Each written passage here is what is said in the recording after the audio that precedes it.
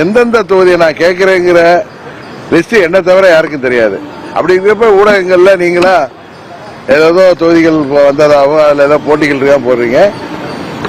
தேசிய ஜனநாயக கூட்டணியின் டெல்லி தலைவர்களை சந்திப்பதற்காக நான் செல்கிறேன். எடப்பாடி அவர்கள் தான் கூட்டணி தலைவராக இருக்கும் பொழுது அமித்ஷா அவர்களை சந்திச்சு தொகுதி பங்கீடு பேச்சுவார்த்தை நடத்த வேண்டிய காரணம் என்னன்னு கேட்கிறேன். முதலமைச்சர் மாதிரி நீங்களும் கேக்குறீங்க. இல்ல இல்ல, முதலமைச்சர் சொல்றாரு இன்னைக்கு டெல்லியில போய் எதிர்கட்சிகள்லாம் அங்க போய் தான் பேச்சு. அது உண்மை அல்ல. குறிப்பாக அம்மா மக்கள் முன்னேற்ற கழகத்தை பொறுத்தவரை எங்கள் கூட்டணியின் தமிழ்நாடு தலைவர் திரு இபிஎஸ் அவர்களுடன் தொகுதிகள் பங்கீடு சம்பந்தமாக நாங்கெல்லாம் ஏற்கனவே தேசிய ஜனநாயக கூட்டணியில் இருக்கிறத உங்கள் மூலம் தமிழ்நாடு முதல்வருக்கு தெரிவித்துக் கொள்கிறேன். என்டிஏ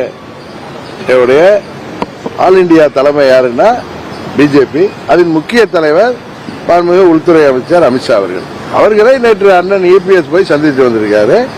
எனக்கு இன்றைக்கு வர சொல்லிய அழைப்பு என்பது 4 நாளுக்கு முன்பே வந்த அழைப்பு.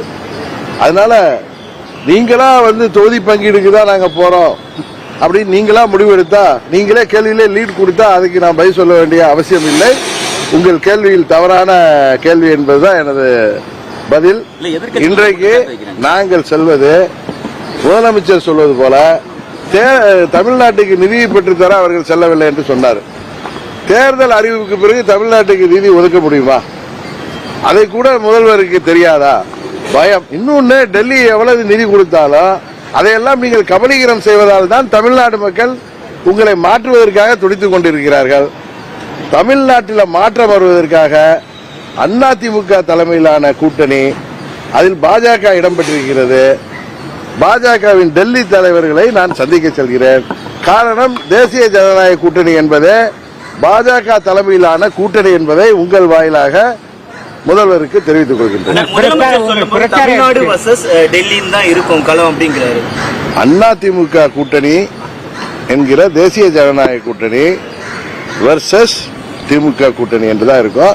அவர் சும்மா டெல்லிங்கிறார். ஏன்னா இவங்க டெல்லியில ஏற்கனவே 2014 அப்ப பணம் கொளிக்கும் போர்ட்போலியோக்களை வாங்கி எவ்வளவு தமிழ்நாட்டுக்கு அவப்பெயர்களை உண்டாக்கியார்கள் என்று தெரியும். இவர்கள் கூட்டணி ஆட்சியில் இருந்த பொழுதுதான் திரு கருணாநிதி அவர்கள் தலைமையில் இருந்தப்பதான் நீட் தேர்வே அறிவிக்கப்பட்டது. காங்கிரஸ் கூட்டணியில நமது தொப்புள் கொடி உறவுகளான இலங்கை தமிழர்கள் லட்சமாக கொல்லப்பட்ட போது அதற்கு காங்கிரஸ் ஆட்சி உதவி செய்த போது அமைதி காத்தவர்கள் இவர்கள். அதனால திரு ஸ்டாலின் அவர்களுக்கு பயத்தில் ஏதோ பேசுகிறார்.